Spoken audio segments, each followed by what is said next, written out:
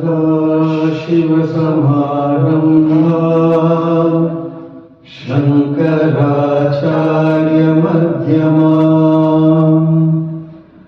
अस्मश्रीगुरुपर्यन्ताम् वन्दे गुरुपरम्पराम्।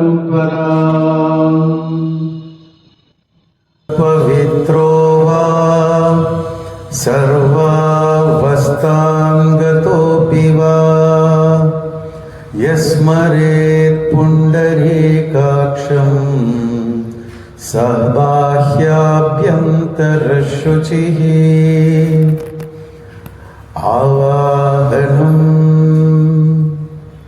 नारायणं पद्मभवं वसिष्ठं शक्तिं च तत्पुत्रपराशरं च व्यासं शुकं गौडपदं महान्तं गोविन्दयोगेन्द्रमथास्य शिष्यम् श्रीशङ्कराचार्यमथास्य पद्मपादं च हस्तामलकं च शिष्यम् तं त्रोटकं वार्तिककारमण्यान् अस्मद्गुरुं सन्ततमानतोऽस्मि। श्रुतिस्मृतिपुराणानाम् आलयं करुणालयं नमामि भगवत्पादं शङ्करं लोकशङ्करं। शङ्करं शङ्कराचार्यं केशवं बादरायणं सूत्रभाष्यकृतौ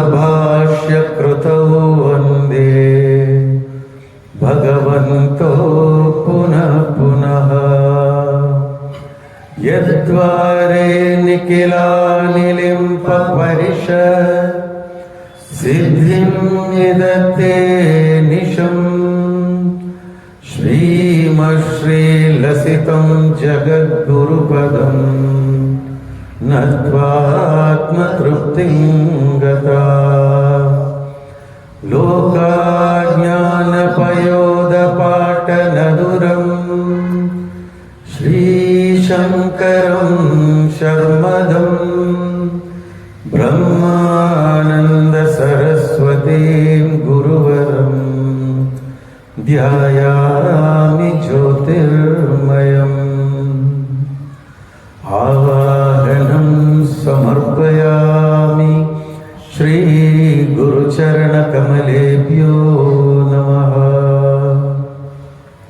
आसनं समर्पयामि श्रीगुरुचरणकमलेभ्यो नमः। स्नानं समर्पयामि श्रीगुरुचरणकमलेभ्यो नमः। वस्त्रं समर्पयामि श्रीगुरुचरणकमलेभ्यो नमः। चन्दनं समर्पयामि श्रीगुरुचरणकमलेभ्यो नमः। अक्षतान् समर्पयामि श्रीगुरुचरणकमलेभ्यो नमः। पुष्पं समर्पयामि श्रीगुरुचरणकमलेभ्यो नमः। धूपं समर्पयामि श्रीगुरुचरणकमलेभ्यो नमः। दीपं समर्पयामि श्रीगुरुचरणकमलेभ्यो नमः। आचमनीयं समर्पयामि श्रीगुरुचरणकमलेभ्यो नमः। नैवेद्यं समर्पयामि श्री गुरुचरणकमलेभ्यो नमः। आचमनीयं समर्पयामि श्री गुरुचरणकमलेभ्यो नमः।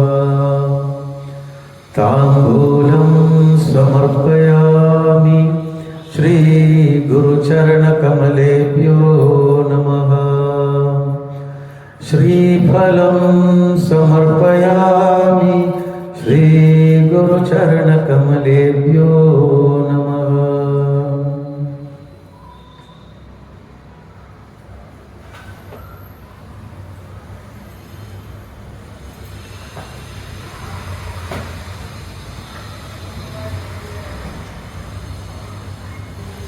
आरार्तिक्यं कर्पूरगौरं करुणावतारं संसारसारं भुजगेन्द्रहारं सदा वसन्तं हृदयारविन्दे भवं भवानी सहितं नमामि। आरार्तिक्यं समर्पयामि श्री गुरुचरणकमलेभ्यो नमः। आचमनीयं समर्पयामि श्री गुरुचरणकमलेभ्यो नमः। पुष्पाञ्जलिं